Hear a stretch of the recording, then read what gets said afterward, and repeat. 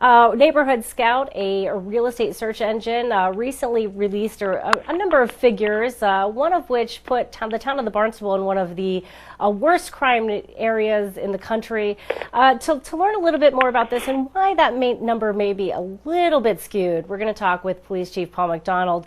Chief, thanks so much for joining us this morning. Good morning, Sarah. How are you? Doing very well. Want to get to the bottom of this. Let's talk a little bit about what this report from a neighborhood, I forget its name already. Where did these numbers come from, and why are they a little bit skewed? Yeah, reading the article, and then I read the original email that went out, then I went onto their webpage to find out exactly what they're doing and how they come to their conclusions. It looks like they're basing their conclusions on the Part 1 crimes. Now, Part 1 crimes, every municipal law enforcement, every county, every state, every federal, every tribal, every university police officer are required to report your Part 1 crimes to first your state, and then they push them on to the FBI. We report ours on a monthly basis, report them to the Fusion Center, and then from the Fusion Center, they're passed on to the FBI. And when you report them, you just can't report numbers. You have to report the reports that are attached to them to support your data. And they're talking about 2015, so you're going back a year and a half. So all of the data they're using, first of all, is very, very old.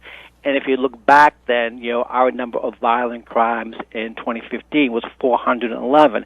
And if you break it down, the Part 1 crimes, they're murder, rape, robbery, and aggravated assault. Those are the crimes against the person. And then you have the 4 crimes against the property, which are burglary, theft, larceny, motor vehicle theft, and arson. And then if you read the article, go on their webpage, they're only using the first 4, the murder, rape, robbery, and aggravated assault, to determine where you stand on this list. And for Barnstable, the total number was 411.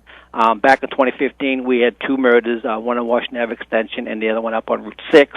There were 23 rapes reported, 25 robberies reported, and there were 361 aggravated assaults, which gave us a total number of 411.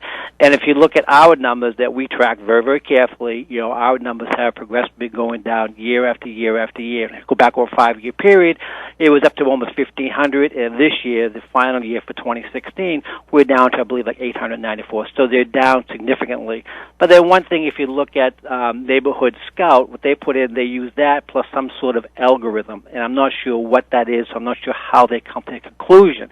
But to say that Barnstable is more dangerous than Chicago or Compton, California, or Los Angeles, California, or New York City is ridiculous. So they're saying it's safer to be in Chicago than the Main Street Osterville or Main Street Cotuta, West Barnstable. It makes no sense whatsoever. But they do have a caveat. They clearly said that on their website, it says NeighborhoodScout does warn against the skewing of numbers in tourist areas, which means they're basing their numbers solely on the census of the town of Barnstable. They do not take into consideration the shoulder season. They do not take into account the season where our population easily goes up to 150 to 160,000. So these numbers are far from accurate. And if they're going to put out an article like that, they really have to do their homework to get the information correct, because this could affect a lot of people. It could affect the Chamber of Commerce, could affect business in downtown Hyannis. This really could have an adverse effect against the town, which is totally unfair. And it's funny because looking at so many steps that have been taken, we have so many groups working very hard to deal with some of the major issues we have in town. The homelessness committee that was developed by the town council, so many other groups as well. I know the Hyannis Civic Association has been working very hard as a team on this, and so many things have made a difference. Those resource officers in the summer that were patrolling really made a big difference. So many people have been talking about some of the successes that we see here.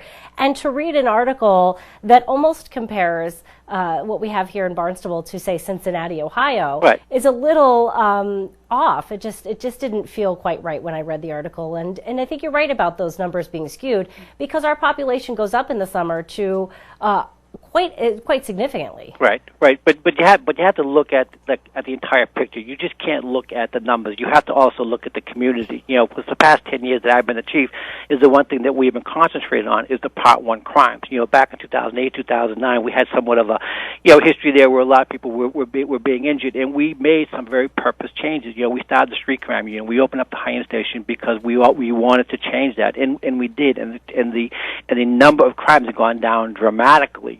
over the years. Right now, it's the lowest it's been in 25 or 30 years. So how they come out with this outrageous statement is a little upsetting, and we're going to try to get to the bottom of it and find out exactly how they make their calculations, and if they're going to use a tourist community, then they have to equate something in that to figure out the real true population. You just can't go by the census. Right, absolutely. Well, thank you for joining us this morning, digging in a little deeper to some of these numbers, because like you said, we're seeing a decline in our crime numbers. So we're going to still keep... Thank you so much for your hard work. Your department's hard work has made such a big difference. And, of course, we didn't even mention the Marston's Mills substation. Marston Mills substation, at the very least, they should go down there. They should talk to people on the street, talk to residents, talk to community leaders, find out how they feel, what they feel about the crime, But it's been very disappointing. It's been a tough weekend. Yeah, absolutely. Well, thank you, Chief, for breaking it down a little. Sarah. Maybe so we can understand it a little bit better. We really appreciate it. I appreciate you talking about it. All right, bye-bye. Thank you. Bye-bye.